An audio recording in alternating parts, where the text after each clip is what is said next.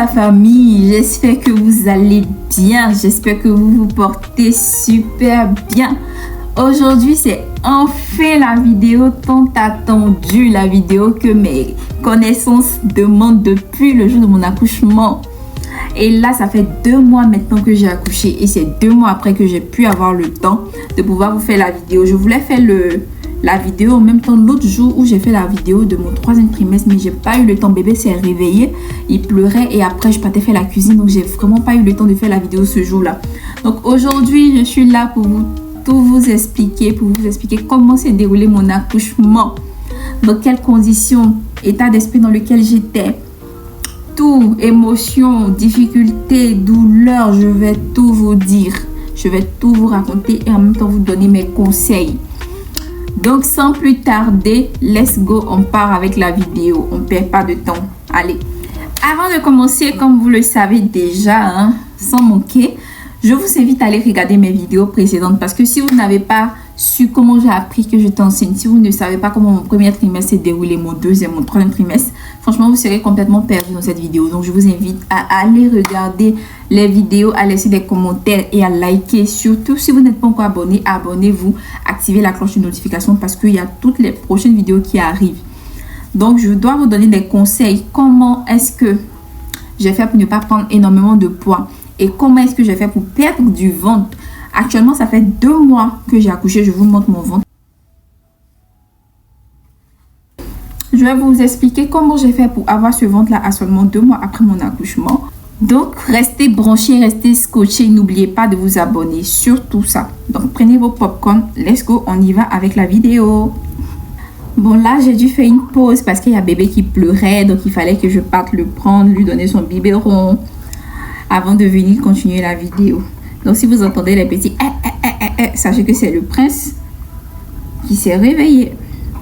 Je tiens à préciser que j'étais allée pour mon dernier rendez-vous. Je pense que c'était à la fin de mon 8e mois.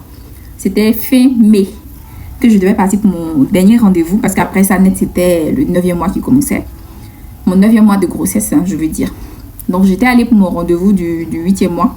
Et après ce rendez-vous-là, le médecin m'a ausculté et il a vu que l'enfant avait le cordon autour de son cou, qui était enroulé autour de son cou une seule fois. Et également qui se présentait par la face. Lorsqu'on faisait l'échographie, on voyait ses yeux, on voyait son nez. Alors que normalement, c'est son crâne qu'on devait voir. Vous comprenez, non? Voilà, vous pouvez prendre plus de détails sur le net. Donc, son devant est face à mon ventre. Donc, ça complique un peu l'accouchement. Ça rend l'accouchement par voie basse difficile, mais pas impossible. Mais ça rend ça difficile. Ça va faire que normalement, au lieu de faire peut-être 15 minutes, maximum 30 minutes de poussée, tu peux aller jusqu'à 1 heure de poussée. Parce que ça rend l'accouchement vraiment un peu plus compliqué. Voilà, donc c'est ce qu'il avait vu. Mais il dit qu'on a encore le temps. On a encore quelques semaines avant que l'enfant puisse prendre une meilleure position et puisse enlever le cordon autour de son cou. Parce que même si l'enfant a le cordon autour de son cou, on peut toujours accoucher par voie basse quand même. Ça n'empêche pas l'accouchement par voie basse. Lorsque le cordon est enroulé une seule fois, ça n'empêche pas. Je suis partie de ce rendez-vous-là un peu perplexe parce que je ne savais toujours pas comment j'allais accoucher. C'était pas encore sûr. Il m'a redonné rendez-vous le 5 juin précisément pour venir faire le contrôle, faire les derniers examens, faire une autre échographie et puis aussi vérifier, faire les pronostics d'accouchement pour voir comment j'allais accoucher définitivement, pour faire le pronostic. Et aussi faire les derniers examens de sang, pour voir si ton sang se coagule bien, pour voir si électrocardiogramme, pour voir si tu as le cardio pour pousser. Donc, c'était les derniers examens que je devais faire le 5 juin. Donc, il m'a donné rendez-vous 2 semaines après, qui tombait le 5. C'était pour avoir le pronostic d'accouchement. Donc, le jour J est enfin arrivé. Je me suis préparée, je me suis lavée, j'ai mangé, j'ai fait toute ma vie ici. Du coup, je me suis habillée, je suis toute belle, j'ai pris mon temps, je suis partie. On est parti avec mon mari et ma mère. Ma mère était là en ce moment-là. Elle est venue depuis mi-mai. Donc, elle était là en ce moment-là et elle voulait m'accompagner à tout prix à ce rendez-vous-là. Comme à l'accoutumée, chaque fois que j'arrive, il commence toujours par faire une échographie pour vérifier si le cœur du bébé bat, pour voir sa position, pour voir sa taille, pour voir la forme de sa tête et tout, pour voir si tout est normal à ce niveau-là. Donc, il a commencé par faire l'échographie. Donc, lorsqu'il a fait l'échographie, alerte, il a remarqué que le cordon, l'enfant avait pris le cordon une deuxième fois. Donc il a été choqué. Lorsqu'il a vu, j'ai vu son visage s'était décomposé. Il m'a dit attention. Là, l'enfant a pris le cordon une deuxième fois et c'est trop serré en fait au niveau de son cou. Donc là, il n'y a pas de temps à perdre. Il m'a demandé est-ce que j'ai ressenti des mouvements violents ces derniers temps. Si vous avez regardé ma dernière vidéo, à la fin de la dernière vidéo, j'ai précisé que les mouvements de l'enfant étaient vraiment... l'enfant, il voulait ma mort, ce petit. Il se débattait de malade le dernier mois surtout, les dernières semaines. Il m'a demandé est-ce que c'est ce que j'ai ressenti, l'enfant qui bougeait beaucoup. J'ai dit oui, j'ai l'impression qu'il est en train de s'étouffer, j'ai l'impression qu'il voulait sortir en fait, qu'il se débattait. On dit justement c'est parce qu'il a pris le cordon autour du cou et en même temps il essaie de descendre parce que il est à son 9e mois, donc il descend encore plus dans le bassin. Donc en même temps il essaie de descendre encore plus dans le bassin, mais ça serrait son dos. L'enfant s'étouffait. Bon, on ne peut pas dire étouffé parce qu'il ne respire pas en ce moment-là. Dans le ventre de la mère, l'enfant ne respire pas. C'est quand il sort qu'il respire. Mais je veux dire en fait que selon ce que le médecin m'a expliqué, il dit ça va empêcher le sang de rentrer dans son cerveau. Et si ça reste comme ça jusqu'on attend que l'accouchement se déclenche seul, ça peut créer, tu vois, vous voyez les enfants mogoles et autres, parce que le sang ne va pas arriver à son cerveau. Ça risque de créer des problèmes, des petites complications qu'on ne pourra pas gérer. Et vu que je suis à mon 9e mois, j'étais déjà à mon 9e mois en fait, lorsqu'il m'a donné le rendez-vous. Donc l'enfant peut sortir, il est prêt. Il peut sortir. Donc là, il n'y a pas de temps à perdre. On va faire une césarienne d'urgence. Désolée ma fille, tu n'avais pas prévu ça, est-ce que tu redoutais ça au plus, mais là, on n'a pas le choix. J'ai dit non, ça va. Grâce aux affirmations positives. Sur le coup, ce à quoi je pensais, c'était simplement au fait que j'allais rencontrer mon bébé aujourd'hui. Mais en vrai, je ne réalisais pas. Je me disais, mais j'étais dans un autre, j'étais dans un état second. À partir de là, tout est allé très très vite. Donc, il a fait rentrer ma mère et il a demandé à mon mari s'il veut être dans la salle d'opération. Mon mari a dit bien sûr. On dit dans ce cas, il faut que tu partes chercher la valise de maternité. Il m'a demandé est-ce que ma valise est prête. J'ai dit oui, la valise est prête depuis belle lurette. J'avais déjà préparé la valise depuis longtemps, heureusement. Donc, il a demandé à mon mari d'aller chercher la valise. Nous, on habite à Angers. La clinique est située aux 2 plateaux Vallon. Du coup, avec les embouteillages, s'il ne partait pas là maintenant, il risquait d'arriver et en retard, ne pas pouvoir assister à mon accouchement. Donc, le médecin l'a directement envoyé dire faites rentrer sa mère et il a dit à mon mari de partir chercher la valise directement. Donc là, mon mari est sorti directement en flèche, est parti chercher ici que il va me programmer dans 1 heure. En même temps, il a commencé à appeler l'anesthésiste, il a commencé à appeler le chirurgien et tout. Que oui, on doit passer au bloc, on doit faire une césarienne d'urgence. Maintenant, que vous serez disponible, dans combien de temps, vous venez dans combien de temps. Le chirurgien a dit qu'il sera là dans moins de 30 minutes. L'anesthésiste a dit qu'il viendra avant 1 heure de temps. Donc du coup, il a fait venir ma mère. Il a dit à ma mère que c'est aujourd'hui. Que là, il lui a expliqué que oui, là, l'enfant a pris le cordon à deux fois. Le cordon le serre, il n'est pas à l'aise. Elle a dit qu'il bougeait beaucoup. C'est parce qu'il y a quelque chose qui ne va pas, parce qu'il essaie de pousser. Donc franchement, il faut qu'on le sorte maintenant. Donc ma mère était toute heureuse, en même temps toute paniquée. Il a appelé les filles de salle. Quelques infirmières venaient me récupérer pour aller me préparer pour l'accouchement, en même temps me faire des examens, parce qu'apparemment il y a des examens on fait avant de faire une césarienne, les mêmes examens que je devais faire là, le jour là, électrocardiogramme et plein d'autres examens de sang. Donc ils m'ont envoyé là-bas en même temps. Donc tout est allé vraiment très très vite. Je n'ai pas eu le temps de réaliser d'abord dans un premier temps. J'étais en mode j'étais dans les vapes. Je me disais je vais voir mon bébé aujourd'hui. Mais en même temps que je disais ça, je ne réalisais pas. Je vous promets que je ne réalisais pas. Les filles sont venues me prendre. Ma mère m'a accompagnée. Nous sommes allés. Elles m'ont envoyé à la maternité directement chez les sages-femmes pour me préparer là-bas. Donc, elles m'ont fait elles m'ont donné déjà la tenue de trucs. Elles m'ont donné de me déshabiller, de porter leur tenue là uniquement. Je tiens à préciser que si tu décides de faire un enfant là, franchement, publicité, faut oublier. Hein. C'est-à-dire que oui, moi j'ai honte, j'aime pas. Et tu oublies.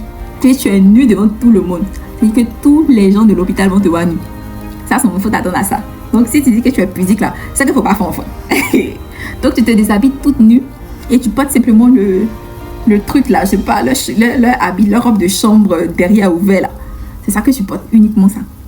Donc, c'est ce que j'avais porté, m'a donné pour porter ça.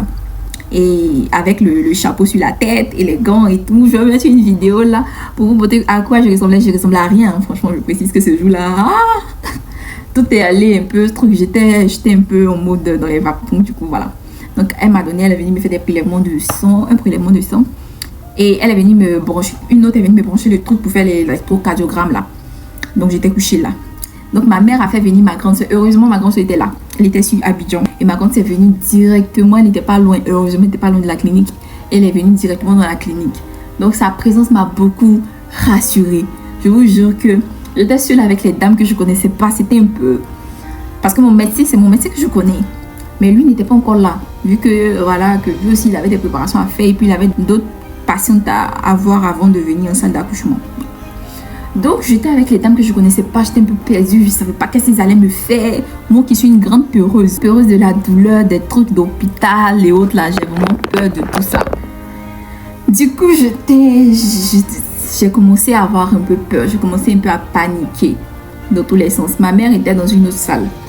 Donc, vu que ma grande soeur, elle connaissait, c'est là-bas dans cette même clinique qu'elle accouche. Donc, elle connaissait déjà toutes les femmes qui sont là-bas. Les sages-femmes, les filles de chambre la connaissent. Donc, du coup, ma grande soeur, vu qu'elle connaît déjà les dames et tout. Donc, lorsqu'elle est arrivée, elle est rentrée directement dans la salle où j'étais. Ils l'ont laissée rentrer. Elle était avec moi, elle m'a tenu la main. Elle m'a rassurée de ouf. Elle m'a rassurée de ouf parce qu'elle a déjà fait une césarienne. Du coup, elle m'a dit tout ce qui allait se passer. Elle m'a rassurée sur ce plan-là, que tout va bien se passer, qu'il ne faut pas que je m'inquiéter, qu'il n'y a rien d'extra. Franchement, qu'elle est vraiment contente parce que je vais accoucher. Elle était très émue, je ne sais pas pourquoi. Elle était plus émue que moi. Moi, en ce moment-là, j'avais peur. Je ne cache pas que j'avais très peur. Et le fait que tout se soit passé rapidement comme ça, qu'on n'était même pas venu pour ça, on était venu juste pour une consultation, pour des examens, et qu'on me prenne, on me dise que oui, tu vas accoucher, puis un coup comme ça, par césarienne. Je n'avais pas prévu une césarienne. Et tout, franchement, l'accouchement ne se passe jamais, jamais, jamais comme vous avez prévu. C'est Dieu, hein. C'est Dieu. Mets entre les mains de Dieu, prie ton Dieu pour que tout se passe bien. Moi, je vous conseille de prier beaucoup. Quand on est enceinte, on prie du premier jour jusqu'au dernier jour. Parce que tu ne sais pas ce qui peut se passer. Tu ne sais pas ce qui peut arriver. Tu peux perdre la grossesse même à chaque étape. Donc, il faut beaucoup prier. Le meilleur ami d'une femme enceinte, c'est la prière. Donc, ça ne s'est vraiment pas passé comme je l'espérais. Du coup, j'étais en mode détaché. Mon corps était là, mais mon esprit n'était pas là. Je ne sais pas comment expliquer ça autrement. Comme on le dit en Côte d'Ivoire, en fait, j'étais dans un autre giga. J'étais dans un autre giga même. Il n'était pas là même. C'était bizarre. Donc, ce qui s'est passé à côté de moi, je regardais, on me parlait, j'étais là, je répondais, mais en vrai, j'étais en état de choc. Je voulais une seule chose, c'est que mon mari soit là. J'avais vraiment peur qu'il ne soit pas là pendant que j'accouche dans la salle d'opération avec moi. J'avais vraiment peur. Je voulais personne d'autre. Je voulais pas que quelqu'un d'autre rentre avec moi. Je voulais que mon mari avec moi. Et ça faisait que j'étais vraiment stressée. Et quelques temps après, les dames, elles sont venues. Parce que les résultats, ils ont envoyé ça directement au médecin. Donc, elles sont revenues, elles me disent qu'elles veulent me placer la sonde. Hey! Et dit, vous voulez me placer quoi? Elle dit sonde. Elle dit, mais sonde? Attendez lorsqu'ils vont m'anesthésier. Parce que quand on fait opération d'anesthésie, attendez lorsqu'ils vont m'anesthésier, puis vous allez placer la sonde. Elle dit, ah non, non, non, on n'attend pas. On va placer ça maintenant. J'ai dit, mais la douleur, ça fait pas mal. Les sages-femmes me disent, non, ça fait pas mal. Ça fait pas mal, t'inquiète pas, tu vas rien ressentir. C'est très rapide. Ça fait mal. Ça fait mal. Quand on te place une sonde pour une première fois de ta vie, ça fait mal. Et le pire, vous savez, c'est quoi? C'est que la fille de salle, elle a mal fait. La sage-femme était là. Au lieu de venir faire, elle n'a pas fait. Elle a envoyé la fille de salle venir faire. Et la fille de salle, qu'elle a placée, elle a fait rentrer la sonde là. Elle a mal placée. Il fallait retirer pour venir refaire. J'étais en mode, vous ne me touchez plus. Hein? Elle dit, non, mais on doit placer la sonde, sinon on ne pourra pas t'opérer. Vu que tu ne vas plus rien sentir en bas et tout. Je dis, ah, Seigneur. Il dit, donc venez. Est-ce que j'ai le choix? Je n'ai pas le choix. J'étais déjà préparée psychologiquement à tout ça. Donc il dit, venez faire. Donc elle est revenue, elle a retiré. Et elle a fait. Et puis elle l'a gonflé. Je ne sais pas comment elle a fait. Je ne sais pas ce qu'elle a fait exactement. Et ce qu'elle a fait, ça m'a fait très mal. Ça fait que j'ai eu très très mal. Et même après l'accouchement, j'ai ressenti cette douleur-là. Même quand ils ont retiré la sonde, j'avais toujours mal. J'avais toujours mal jusqu'à ce que j'arrive à la maison. Jusqu'à 2 semaines après. Quand je partais uriner, j'avais mal. Donc elle a vraiment... Je ne sais pas qu'est-ce qu'elle a fait. Je sais pas, elle a serré. En tout cas, j'ai senti quelque chose. La première fois, je n'avais rien senti. La deuxième fois, elle a dit que je sais pas, il fallait gonfler, je sais pas quoi là. Donc elle a fait un truc, ça fait que ça me faisait très mal dedans là-bas. Dedans, c'est très mal. Je sais pas qu'est-ce qu'elle a touché. Franchement, j'ai eu mal. Même 2 semaines après, j'ai eu mal. Maintenant, ça va. Ça fait presque 2 mois maintenant que j'ai accouché, donc ça va. Et lorsqu'elle a fini de placer la sonde, quelques minutes après, mon mari est venu. Alléluia. Quand il est venu, j'ai soufflé. J'étais vraiment en mode très contente. J'étais soulagée. J'ai dit, enfin, mon bébé est là. Donc, on a commencé à causer, on a commencé à parler, il a commencé à me faire rire, il a commencé à m'échanger les idées. Franchement, il m'a beaucoup aidé à ne pas stresser. Quand il est arrivé, franchement, c'était un ouf de soulagement. Normalement, c'était 1 heure de temps après que je devais être opérée, mais j'ai été opérée, je crois, 2 heures de temps après. Donc, aux environs de 15 heures, ils ont venu nous appeler, ils ont dit, c'est l'heure. Mon cœur a fait doum.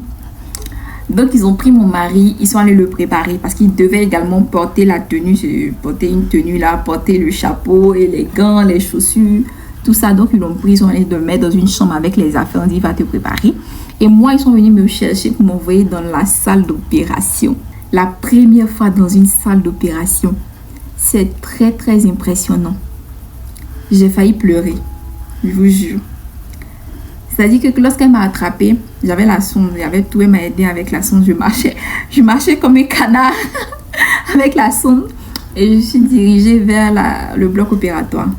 Dans les couloirs, quand je marchais, quand on partait vers la salle, c'est comme si le bloc opératoire la porte était au bout du couloir et on devait passer par le couloir pour arriver là-bas. Je me rappelle que c'est là que j'ai commencé à réaliser ce qui m'est arrivé en fait. J'ai dit, attends, je vais vraiment accoucher aujourd'hui, je vais vraiment faire une césarienne, je vais me faire opérer en fait. Et là, j'ai pensé à l'anesthésie directement. J'ai dit, bon là, je pense que c'est l'anesthésie quand ça me va placer. C'est qu'on place ça dans le dos parce que c'est la péridurale mais à forte dose. Vous voyez, non? Vu que c'est l'anesthésie partielle. L'anesthésie partielle, c'est l'anesthésie péridurale mais à forte dose en fait. C'est pas la petite péridurale quand on vous pique pour que vous puissiez accoucher par voie basse sans douleur là. Non, non. Pour la césarienne, c'est une péridurale, mais à forte dose. Voilà. Donc, je marchais dans le couloir, j'étais... Genre, mon cœur, c'est-à-dire les films où genre, vous voyez quelqu'un marcher sans faire le couloir, puis on entend doudoum, doudoum, doudoum. C'est comme ça mon cœur battait. Comme ça mon cœur battait. Jusqu'à qu'ils ont ouvert la porte, que j'ai vu la salle. Tu vois, les machines, les trucs, Franchement, sans vous mentir, c'est très impressionnant. Quand vous voyez les... Je sais pas comment on appelle ça, c'est-à-dire le lit, il est au milieu de la salle, une grande salle très froide. La salle est très froide parce que le climatiseur, il a forte dose. C'est pas qu'il dose le climatiseur comme ça. Et le lit, il est juste au milieu. Et autour du lit, il y a des appareils, plein d'appareils reliés à des fils, des cordes, des trucs. Et il y a des outils. J'ai dit pointe. Des outils très pointueux, des trucs, des plaies de ciseaux, des scalpels, plein sur une grande table qui est à côté du lit. Il y a des lumières, plein de trucs de lumière comme chez les dentistes, là, les lumières qui mettent les projecteurs là. Il y en a plein tout autour. Et vraiment, quand j'ai vu ça, j'ai paniqué. Le lit, il est très haut. On monte 2 marches ou 3 marches d'escalier pour y arriver. 2 marches, il faut pas exagérer non plus. Donc, quand je suis rentrée dans la salle, il n'y avait personne. Il n'y avait qu'une seule personne, c'était l'anesthésiste. Et l'anesthésiste, c'était un Libanais. C'était un Libanais qui est un très grand comédien. Donc, j'étais avec l'anesthésiste dans la salle, plus la fille des salles qui m'accompagnait. Donc, ils m'ont demandé de me placer sur le lit, de passer par derrière, de me placer sur le lit et de me mettre en position de péridurale, quoi, c'est-à-dire le dos rond. Donc, ils ont fini de tout m'expliquer comment je dois me positionner, je ne dois pas bouger, je dois rester comme ça, Et en tout cas, ils m'ont bien expliqué ce que je devais faire. Et j'étais paniquée. Et je me disais que, attends, c'est dans le dos. Moi, j'avais plein de vidéos d'accouchement. Baby boom, j'ai regardé beaucoup Baby boom. Et je sais que tu dois avoir le dos rond et tu ne dois pas bouger. Et si tu bouges, tu peux te créer des problèmes. Donc, j'avais peur. J'ai dit, Seigneur, qu'est-ce qui va m'arriver? Franchement, j'avais peur de la péridurale. J'avais peur de ça. De l'aiguille. Je tiens à préciser qu'en temps normalement, je n'ai pas peur des piqûres. Piqûres, injections, bof. On peut me piquer 10 fois. Et moi, généralement, je pense que ce qui a fait que j'ai pas peur des piqûres aujourd'hui, c'est que ma peau est une peau très bizarre. C'est-à-dire quand on me fait les prélèvements, on ne voit jamais mes veines. Donc ça fait qu'on me pique partout. Ils vont piquer ici, ils vont piquer derrière, ils vont piquer. On me pique à des endroits vraiment insolites où ça fait vraiment très mal. La dernière fois qu'ils m'ont hospitalisé, ils m'ont piqué même sur la petite veine qui est devant là, une petite veine verte là. C'est là qu'ils m'ont piqué, ça faisait très mal. Ah, c'est là qu'ils m'ont piqué. Donc, je suis habituée. Il y a qu'après moi, est-ce qu'il peut mouiller encore? Donc, quand j'ai vu même la seringue de péridurale là, mais ça me faisait pas, c'est pas ça qui me faisait peur. Moi, c'est pas piqûre là qui me faisait peur. Mais c'est le risque qui est derrière. C'est-à-dire que tu peux te retrouver paralysé. C'est ce qu'on m'a dit en fait. Tu peux te retrouver paralysé si il pique mal ou bien s'il y a quelque chose ou bien je sais pas. Donc, j'ai eu peur. C'est ça qui me faisait peur en fait. Et puis, j'avais peur aussi que l'anesthésie ne prenne pas. Ça, c'était ma deuxième crainte. Parce que j'ai vu des histoires où des femmes qui partaient accoucher par césarienne et quand on les a piqué l'anesthésie, elles sentaient un côté, elles sentaient pas un autre côté. C'était horrible. Là, on peut plus te piquer encore. Ils ont déjà commencé à t'ouvrir. Tu es obligé de supporter ça jusqu'à la fin. Ça, c'était ma plus grande crainte. Par la grâce de Dieu, ça ne m'est pas arrivé. Donc là, c'est à ça que je pensais en fait. Tout ça se mélangeait dans ma tête. Et j'avais peur. Et l'anesthésie, c'est un grand comédien, comme je vous l'ai dit. Il a commencé à me taquiner, jouer la comédie, me blaguer et tout. Et quand il rentrait, il m'a dit, attends, je te pique. Je rentre. Voilà. Parce que je lui ai dit que s'il commence, il n'a qu'à me dire pour ne pas que je suis saute. Mais malgré qu'il m'a dit qu'il commençait, il rentrait, j'ai su sauter comme peu. Il m'a dit, tu allais sentir un petit truc et puis après, ça allait passer. J'ai senti, tu sens quelque chose rentrer dans le bas de ton dos, en profondeur, jusqu'à... C'est une sensation bizarre. Donc, lorsqu'il a fait rentrer la seringue, j'ai sauté. Il dit, hé, ne refais plus ça. Il dit, attention, ça, tu ne refais plus. Par contre, que tu sentais quelque chose, mais quelques temps, donc d'ici quelques secondes, tu ne vas plus rien ressentir. Donc, reste qu'il ne bouge pas. Il y a... Ici, la seconde. Il n'est plus... La tête est ronde, et genre, tu fais vraiment la tête ronde, tu abaisses vraiment ta tête, c'est vraiment... Voilà. Une fois que votre tour arrivera, ils vont vous expliquer comment vous placer. Pas besoin de vous expliquer. Mais la position qu'il demande là, c'est vraiment compliqué à tenir. C'est vraiment très compliqué parce qu'à chaque fois, il m'appuyait, il dit abaisse-toi. Il dit coupe-toi, fais comme ça. À chaque fois, il venait m'appuyer, il venait, voilà. Et tout.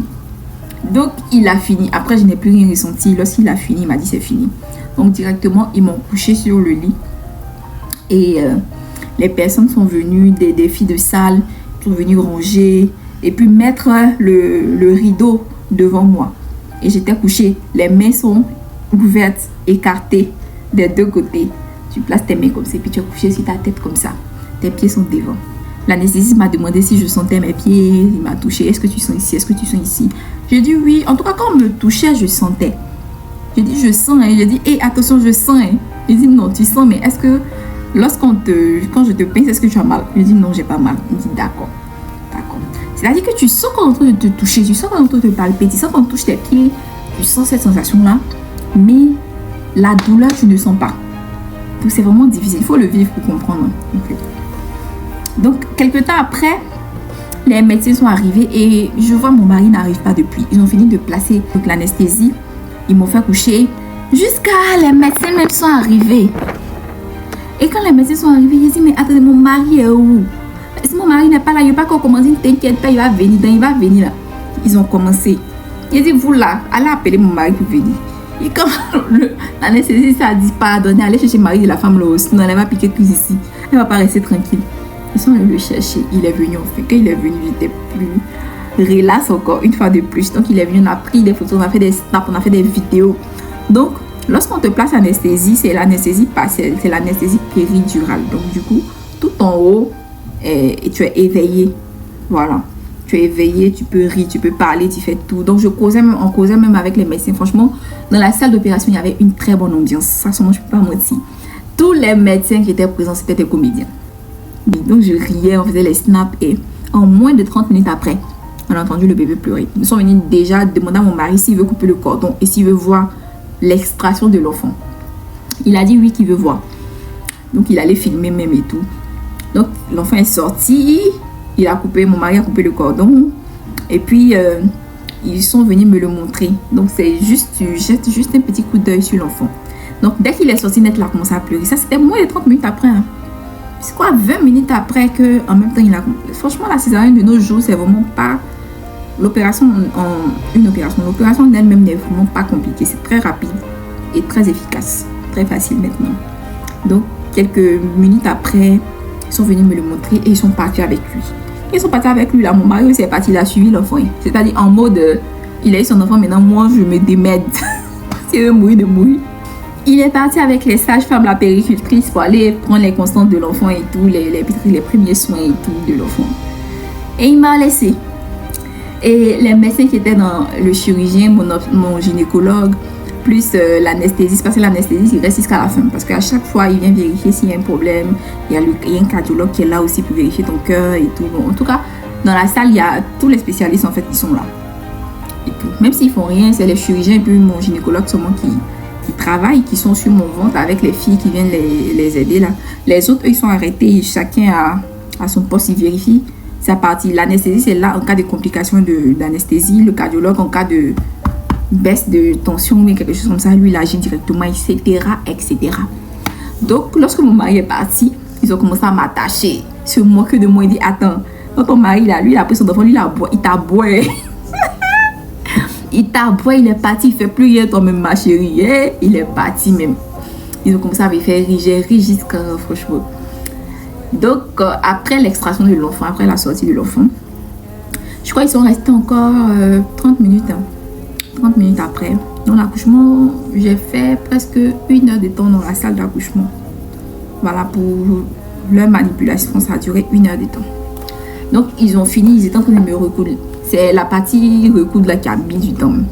Et tout ce temps, mon mari était parti, il n'est plus venu. Après, il m'a expliqué ce qu'il faisait là-bas parce qu'il était parti chercher un vaccin, qu'on devait piquer à l'enfant et tout, payer à la pharmacie, il passait pas ici, bref, j'ai compris. Donc, on est resté encore dans la salle d'accouchement jusqu'à ce qu'ils finissent de me recoudre. Donc, lorsqu'ils ont fini, mon gynécologue obstétricien, il est venu faire des selfies avec moi. Il dit, c'est fini, hein. Tu as vu que c'était rapide. C'était pas compliqué, que vraiment, il est très fier de moi. Je suis très courageuse. Bravo à toi. Et puis, évite de trop bouger la tête. Quand il a dit ça, j'ai pas compris. Donc, il est parti. Après, l'anesthésiste aussi était déjà parti. Eux tous sont partis, ils m'ont dit au revoir, ils m'ont félicité, puis ils sont partis. Et après ça, maintenant, c'était au tour des filles de chambre parce que franchement, ce que tu me demandes, c'est qu'ils étaient en train de faire sur moi, je sais pas. Ils ont dit, ah, j'ai fini de nettoyer là. Ils m'ont nettoyé. Je sais pas s'ils m'ont raclé aussi là-bas. Je sais pas. Et voilà, j'ai duré encore 40 à 45 minutes dans la chambre. Lorsqu'ils ont fini l'accouchement et qu'ils sont partis, j'ai duré 45 minutes dans la chambre. Ils sont venus faire des trucs sur moi, les filles de salle là. Ils ont fait des trucs, nettoyer, faire des choses que je ne sais pas parce qu'il y avait le rideau, je ne voyais pas ce qu'elles faisaient. Et lorsqu'elles ont fini, même qu'elles ont commencé à nettoyer le bloc opératoire, tout ça, j'étais là, j'ai dit, mais envoyez-moi dans ma chambre, je veux voir mon bébé, je ne sais pas. Ou bien au pire, je vais aller dans la chambre en fait pour voir ma maman, ma grande soeur, mon mari, je veux enlevez-moi d'ici en fait, enlevez-moi dans cette salle de torture. On a dit non, faut attendre.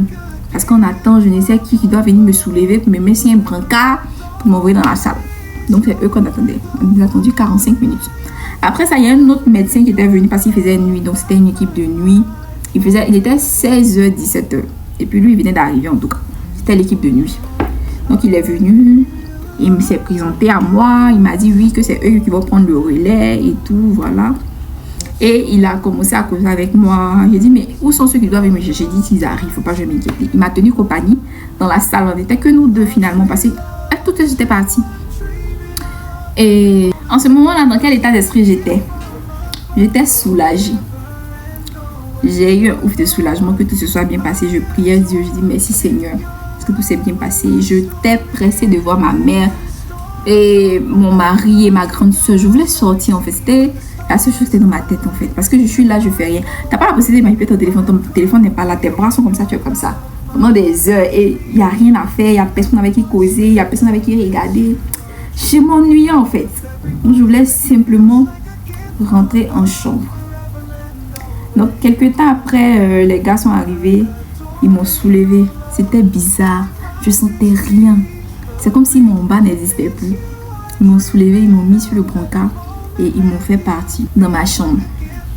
Lorsque je suis arrivée dans la chambre, la sage-femme est venue et m'a dit, ah, évite de bouger la tête. Parce que si tu bouges la tête, demain, on ne pourra pas t'attraper. Parce que tu auras très mal à la tête. J'ai pas compris. Ça fait 2 fois qu'on me disait ça, mais j'avais pas encore compris. Après ça, ma grande soeur est venue. Quand ma grande soeur est venue, elle m'a félicité, elle était contente. Elle voit que je... Genre, oh, t'es restée tranquille là. Moi, j'étais en train de en mode, oui, Elle est venue, elle dit, hé, tu sors du bloc opératoire. Ne bouge pas la tête. Parce que si tu bouges la tête, tu connais le mot de tête des méningites. Il a dit, tu dis quoi? Elle dit, ah, d'accord. Que tu auras mal à la tête, André, ils sont tous des pileux foutus dans la tête là. Tu pourras pas. Donc, ne bouge pas ta tête jusqu'à ce que l'anesthésie passe. On te prévient, ne bouge pas. Elle a répété ça à plusieurs reprises. Elle dit qu'elle a fini par dire comment. Je suis comment. Quand on me parle, il va comment. J'ai dit oui, non, oui, non. Tellement j'ai eu peur. Il a dit, eh, oui, ça n'y a pas de problème. Oh. Elle n'est pas bougée, ne bouge pas. Oh. Pardon, ma paix. Je suis restée bloquée. Je suis restée bloquée et jusqu'au lendemain. Déjà le soir, je me sentais bien. Je me sentais bien, ça allait, franchement. Tout allait pour le bien dans le meilleur des mondes. L'anesthésie était encore là, c'était pas encore passé, donc ça allait. J'ai pas pu dormir toute la nuit parce qu'il y avait... L'émotion était là, mon mari est revenu, on l'a attaché, on dit, toi tu m'as laissé. On a commencé à l'attacher et tout. Il y avait, franchement, c'était une bonne ambiance. Ma mère était contente, tout le monde était content. Ma grand-sœur dit qu'elle a vu le bébé, il est magnifique et tout. Franchement, c'était bien, il y avait une bonne ambiance. Et après ça, ma soeur est partie, mon mari est resté jusqu'à 20h, je crois. Et puis après, il est parti parce que c'est une personne qui doit dormir toi dans la chambre. Et j'ai décidé que ce soit ma mère qui reste avec moi. Donc, ma mère est restée et mon mari est rentré à la maison. Donc, quand elle est restée, on a passé toute la soirée à causer, à papoter. On a parlé jusqu'à causer de tout et de rien avec ma mère. Jusqu'à, c'est vers, je crois, 3h, 4h que je dis, bon, je vais essayer de dormir un peu maintenant. Et j'ai essayé de dormir. Je n'ai même pas pu fermer les yeux. Il y avait trop d'émotions en fait. Je me disais, attends, je ne sentais plus le mouvement dans mon ventre. J'ai dit, attends.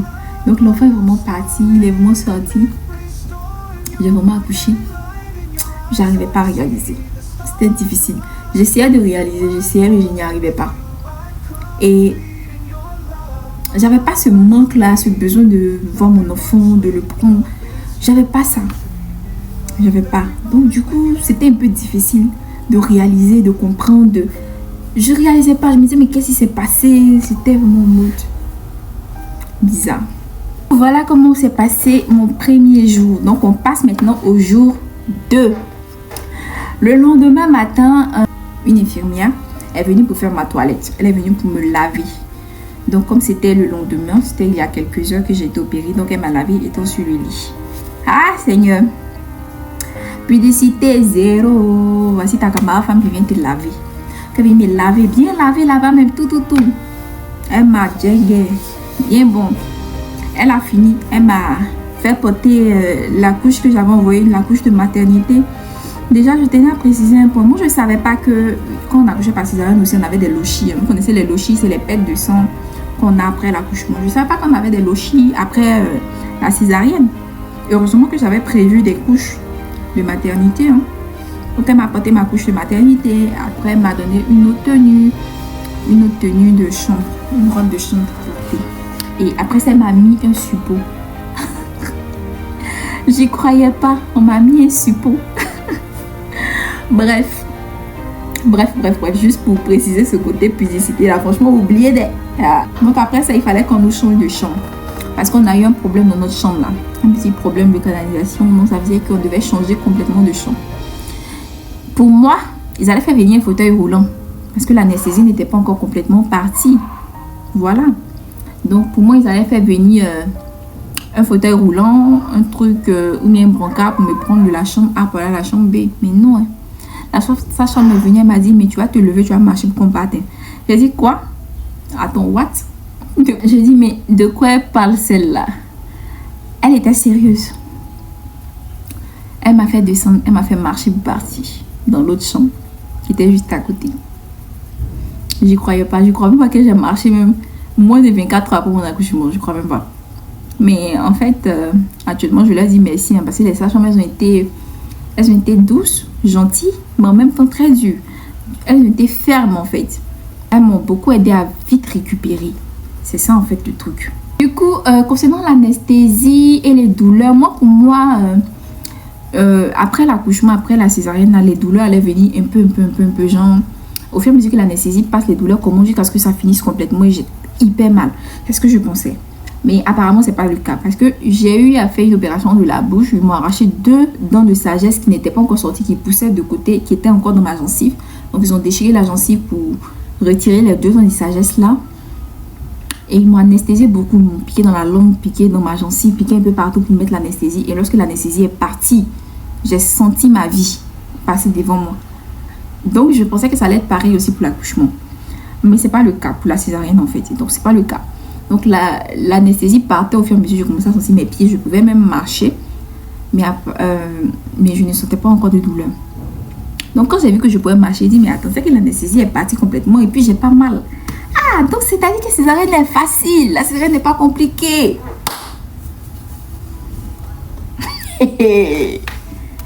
Hey, c'est que j'ai vécu après. Je peux jamais oublier de ma vie, Seigneur, mes autres accouchements. Je prophétise que je ne ferai plus jamais de césarienne dans ma vie. En tout cas, si c'est souffrance seulement là, j'ai senti souffrance là. À respecter les femmes qui accouchent par césarienne, hein. C'est pas du jeu, hein. Les 2 premières semaines là, c'est pas du jeu. Après une césarienne, franchement, chapeau. En tout cas, moi personnellement, j'ai pas encore vécu l'accouchement par voie basse normale. Mais avec ce que j'ai vécu dans césarienne là, franchement, je préfère 1000 fois accoucher par voie basse. Souffrir le martyre un coup et une fois que tu as accouché, c'est fini. Que de venir... jusqu'à présent, je suis pas encore rétablie. Hein. Jusqu'à présent, ça fait 2 mois, j'ai encore des douleurs au ventre. Et ça va continuer jusqu'à 3 mois. C'est à partir de 3 mois même que tu peux commencer à reprendre tes activités normalement. C'est pas du jeu. Donc, voici un peu le récit de mon accouchement. Je vous promets que je vais vous parler de mon postpartum parce qu'il faut que je vous explique. Si je vais vous expliquer dans cette vidéo, ça sera trop long. Donc, je vais vous parler de mon postpartum. C'est très important. Comment ça s'est passé, comment je l'ai vécu depuis l'hôpital, depuis le premier jour, jusqu'à ce que je vienne à la maison, jusqu'à les 2 premières semaines. Comment j'ai fait pour monter les escaliers pour arriver au 4e étage. Comment je faisais pour monter dans le taxi pour aller faire mes pansements.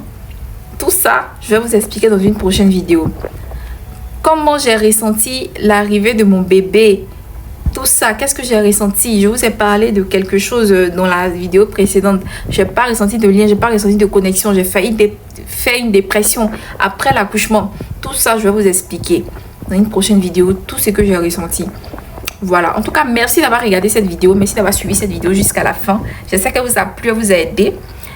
N'oubliez pas de vous abonner, liker cette vidéo, commenter. Donnez vos avis en commentaire, c'est très important. Soutenez-moi, félicitez-moi, ça n'a pas été facile. Ça n'a vraiment pas été facile. Donc, on se dit à la prochaine pour une autre vidéo. D'ici là, portez-vous bien. Je vous aime, bisous.